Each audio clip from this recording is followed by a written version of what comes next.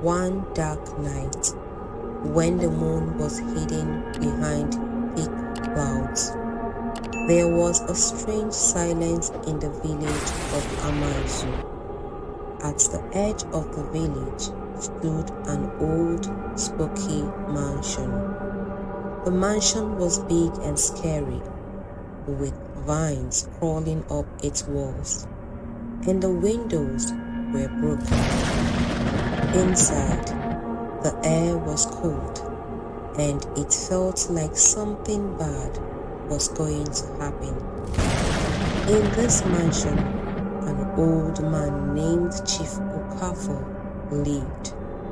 He was very rich and powerful, but he had a secret, a very dark secret. As Chief Okafor's 70th birthday came closer, he knew that something terrible was coming. He called his 4 children home, telling them he wanted to share his wealth with them. But what they didn't know was that this night would change their lives forever.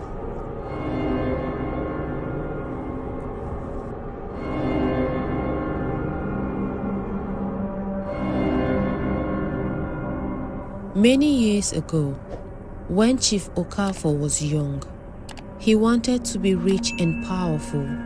He wanted more than anyone else had. So he made a deal with a wicked spirit named Amaizu. Chief Okafor promised to give Amaizu something very important in exchange for lots of money and power. Amaizu agreed, but he warned Chief Okafor that the deal would come at a great price. To keep his wealth, Chief Okafor would have to make a big sacrifice. Blinded by greed, Chief Okafor agreed without thinking about the cost. Years passed, and Chief Okafor became very rich. But then, the spirit came back to collect what he was owed. To keep his wealth and live longer, Chief Okafor did something terrible. He sacrificed his beloved wife, Mama Ngozi. The villagers whispered about how Mama Ngozi died suddenly, but no one knew the truth. Now, as Chief Okafor reached his 70th birthday, the spirits demanded more.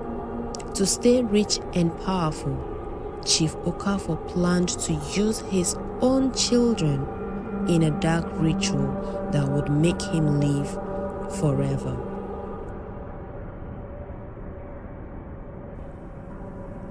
As night fell, the siblings arrived at the Amaizu mansion one by one. The mansion where they had grown up looked even scarier now, with shadows stretching across the walls. Amara arrived first, walking confidently, but with a mix of anger and sadness in her heart. Next came Choma, who looked around with sad eyes, remembering the good times before everything changed. Obinna followed, his artist's eye noticing every shadow and strange detail that made him feel uneasy. Finally, Kene showed up, looking tired and nervous, hoping this night would solve his money problems. In the grand hall, the siblings greeted each other awkwardly. They had not been together in a long time. The old arguments were still fresh in their minds. Then, Chief Okafor entered the room. He was much older now, leaning on a cane, but his eyes still had a sharp, cold look. "Welcome home, my children," he said, with a sly smile. "Tonight, we will celebrate and talk about the future of our family." After dinner, Chief Okafor gathered his children in the dark old drawing room. The candles flickered, casting strange shadows on the walls. "I have called you here not just to celebrate my birthday," he said in a serious voice, "but to offer you a chance to inherit all the wealth I have earned over the years." The siblings listened carefully, wondering what he was going to say next. "But there is a condition," he continued. "You must all stay together in this mansion for one night, from midnight until dawn. Only then will you prove that you are worthy of my wealth." They exchanged worried looks. "Is that all?" Obinna asked suspiciously. "Just stay the night? There must be more to it." Chief Okafor's smile grew colder. "This mansion holds many secrets. Consider this a test of your strength as a family." Amara frowned. "And if we refuse?" "Then you leave with nothing," Chief Okafor replied, his voice sharp. "The choice is yours." Despite their doubts, the siblings agreed. Each one thought they could make it through the night and claim the fortune for themselves. But none of them knew the terror that were about to be unleashed. But none of them knew the horrors that were about to be unleashed. Midnight arrives. As the grandfather clock in the hallway struck midnight, a cold wind swept through the mansion, blowing out the candles and plunging the rooms into darkness. The air grew cold, and a feeling of dread filled the house.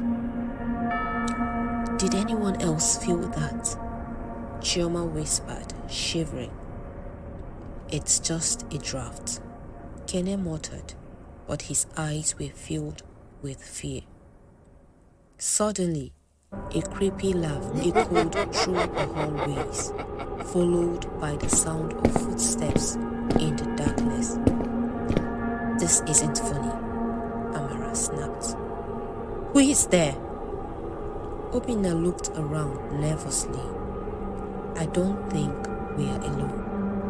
Before they could do anything, the doors and windows slammed shut, trapping them inside. Panic set in as they realized they were locked in. Chioma clung to Amara's arm. "What's happening?" A deep, evil voice echoed through the mansion. "The time has come. The debt must be paid." The siblings looked at each other, terrified.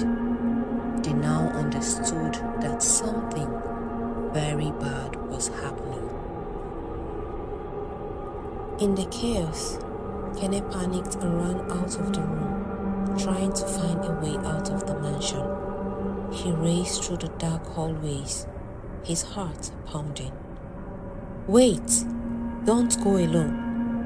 Obinna shouted, but Kene was already gone. As Kene ran, the shadows around him began to move and change, forming strange shapes that followed him. Who is there?" Kene called out, his voice shaking. A cold whisper passed by his ear, making him shiver. He turned around and saw a dark figure with glowing red eyes coming towards him. Kene screamed and tried to run faster, but the figure moved like smoke, catching up with him easily. It passed through him like a cold wind, and Kenneth felt a sharp pain in his chest. He fell to the ground, clutching his heart. A vision of all the bad things he had done flashed before his eyes. His gambling, his lies, the people he had hurt. The dark figure loomed over him and hissed, "Your greed has brought you here. Now you belong to us." With a final painful gasp, Kenneth's body went still. The figure disappeared, leaving Kenneth lifeless on the floor. The mansion had claimed its first victim. Back in the drawing room, the remaining siblings realized that Kenneth was missing. "We have to find him," Choma said, her voice trembling with fear. Amara, trying to stay in control, said, "Let's stick together. We are safer that way." They cautiously moved through the dark hallways, calling out for Kenneth. The mansion seemed to be playing tricks on them, the hallway stretching and changing as they walked. As they passed a large mirror, Amara saw something move in the reflection. "Did you see that?" she asked, stepping closer. The mirror's surface rippled like water, and suddenly Mama Ngozi's face appeared, looking sad and scared. "Mother!" Amara whispered, reaching out to touch the mirror. The face in the mirror twisted in pain, and a voice echoed, "Beware, my child. Leave this place while you can." Before Amara could pull back, ghostly hands reached out from the mirror and grabbed her. "Amara!" Obina shouted, trying to pull her away, but an invincible force threw him and Choma against the wall. Amara struggled, but the hands pulled her into the mirror. Inside, she found herself in a twisted version of the mansion, where the shadows moved on their own. Suddenly, she was surrounded by dark figures. They pressed against her, draining her strength. Amara fought back, but the darkness was too strong. As she felt herself slipping away, she heard her mother's voice one last time. "I'm sorry, my daughter. Forgive me." The mirror's surface returned to normal, with no sign of Amara. Obina and Choma stared in horror, realizing that the mansion was taking them one by one. Terrified, Obina and Choma ran to the library, locking the door behind them. "What's happening?" Choma cried, tears streaming down her face. Where are Kene and Amara?" Obina noticed an old book on a table in the middle of the room. "Look at this," he said, opening the book carefully. The book was full of strange drawings and symbols. As they read, they uncovered the terrible truth about their father. The book revealed that Chief Okafor had made a deal with a wicked spirit, and he had used their mother as a sacrifice to keep his wealth. "He killed mother," Choma whispered, her voice filled with anger and sadness. "And now he is trying to sacrifice us too." Obina clenched his fist. "We were brought here to feed his greed and keep him alive." They found a ritual in the book that could banish the spirits and break the curse, but it needed great courage and a willing sacrifice. "We have to do this ritual," Obina said.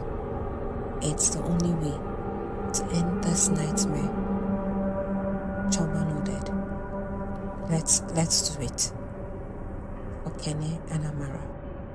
Obina and Choma gathered the things they needed: a silver dagger, special herbs, and candles with protective powers.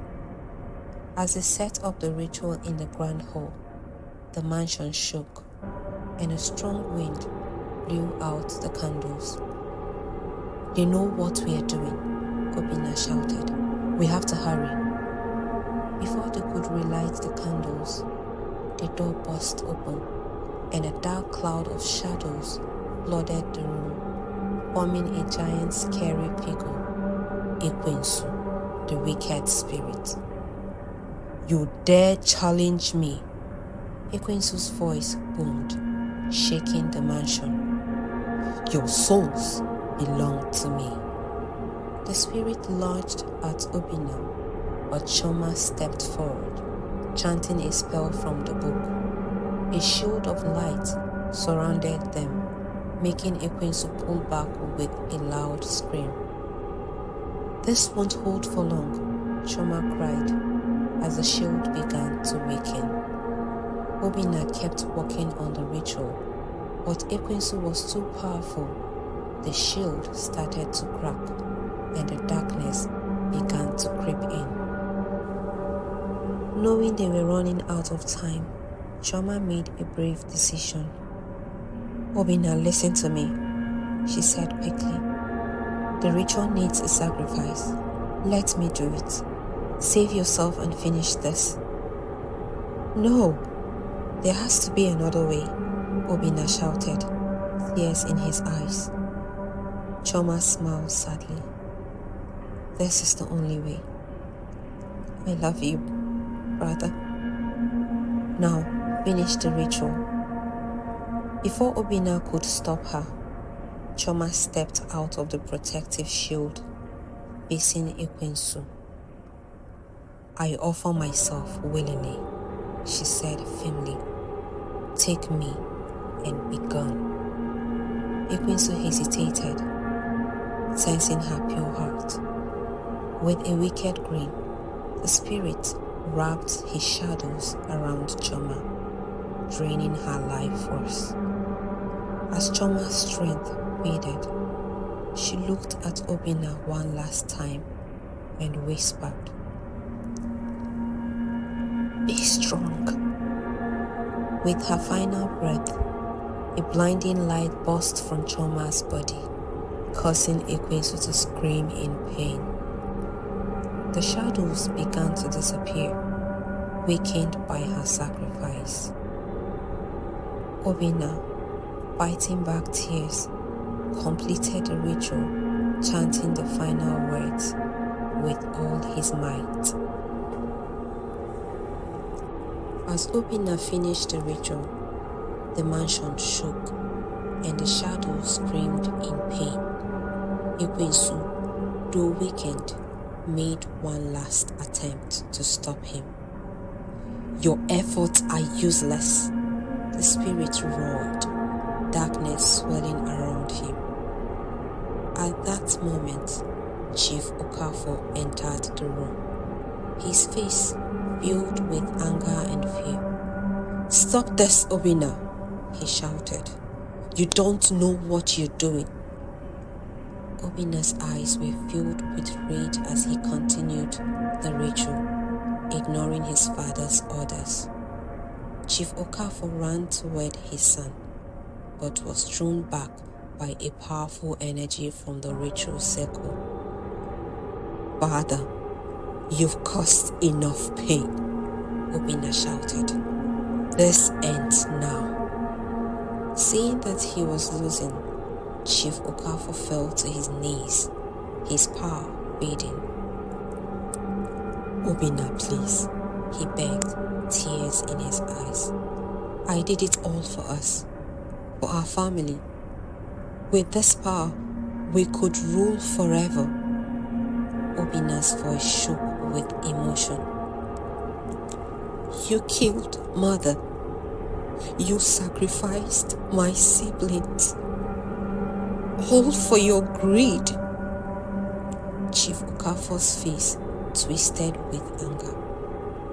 They were necessary sacrifices. Power demands payment. Ekwensu, sensing his defeat, tried to take control again. Chief Okafor, you have failed me. The spirit hissed. Now your soul is mine.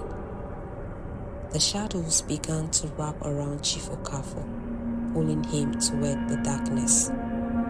No, this can't be, Chief Okafor screamed, struggling to escape. Obina finished the final words of the ritual, and a pillar of light shot through the mansion, destroying Ekwensu and taking Chief Okafor's soul with him. The shadows vanished, and the mansion fell silent. As the sun rose, its light filled the mansion, showing the destruction left behind. Obina stood alone, his heart heavy with grief. He walked through the empty halls where his siblings had fallen. Though their bodies were gone, their presence stayed with him, filling him with sadness. Obina left the mansion, looking back one last time. He knew he had to end the curse, so he set the mansion on fire, watching as the flames consumed the evil that had taken his family. In the days that followed, Obina found his father's wealth, but instead of keeping it, he decided to give it all to charity. He built schools, hospitals, and shelters to help those in need, dedicating them to his mother and siblings. Obina found peace in his art, painting pictures that told the story of his family's fall and the dangers of greed. He traveled, sharing his story and teaching others to value love and kindness over wealth and power. The story of Chief Okafor and his family teaches us that greed and the desire for power can lead to terrible consequences. True wealth is not in money or possessions, but in the love, trust, and kindness we share with others. When we choose to be good and honest, we create a life that is full of true riches. This story reminds us to cherish our loved ones, to act with kindness, and to understand that some things are more important